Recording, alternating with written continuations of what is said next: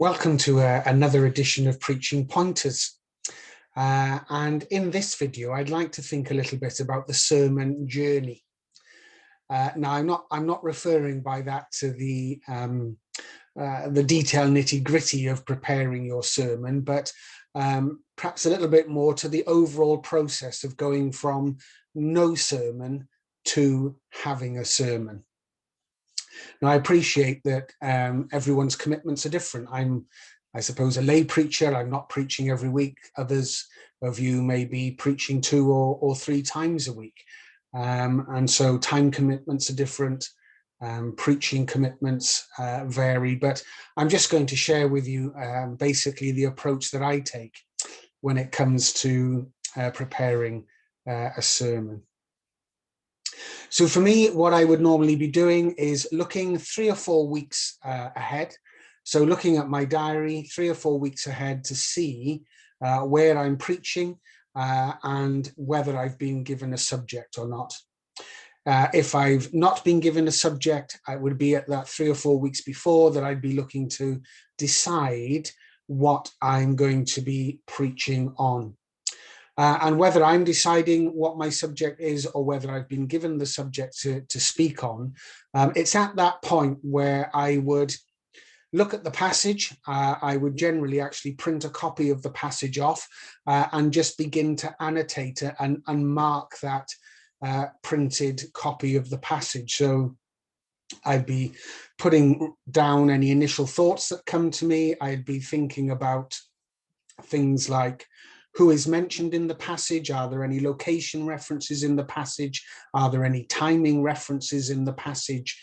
Are there any repeating words or common themes that occur in the passage? And I begin that process of familiarizing myself with the passage. And that process of doing that annotating would also ensure that I've read through the passage several times. And so the passage is beginning to make a mark on me, if you like. It's beginning to get into my head.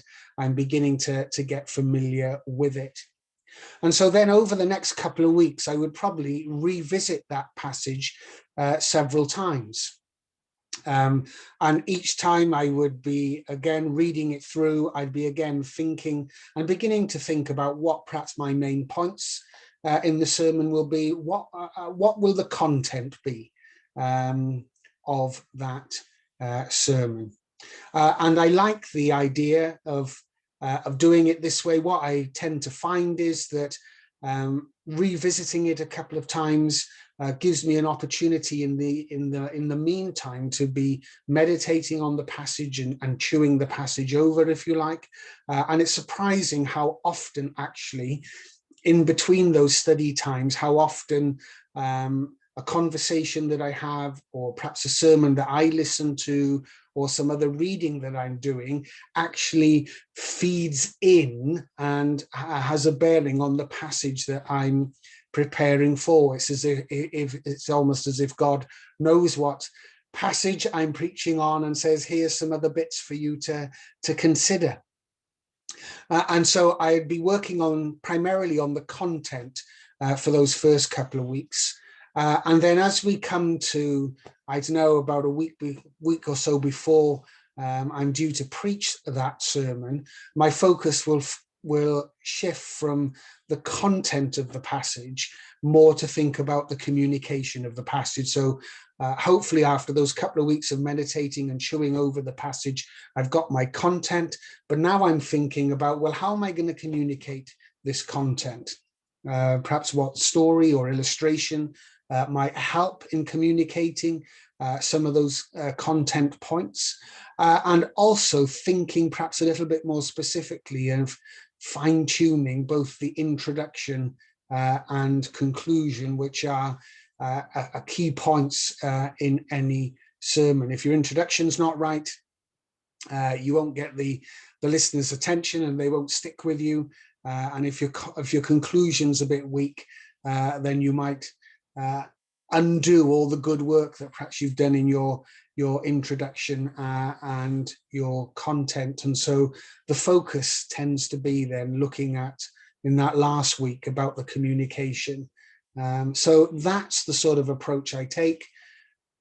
3-4 weeks before, get the passage, decide on it, spend those first couple of weeks familiarizing myself with the passage, thinking primarily about the content. What is this passage saying? What content am I going to be delivering? But then in that sort of last week, switching my focus to think about more about the communication and fine-tuning some aspects of that. And so that's what I mean by the sermon journey. And that's the sort of approach that I take and I find helpful and beneficial. It relieves the pressure of having to do it all at the last minute, but it also allows for time for reflection and meditation and chewing on the passage, which is often sometimes the most productive part of your sermon preparation. So thank you for listening to another edition of Preaching Pointers. If you've enjoyed this video, please like it. And if you want to be alerted to other videos in this series, then please subscribe to the channel. Thank you again for listening.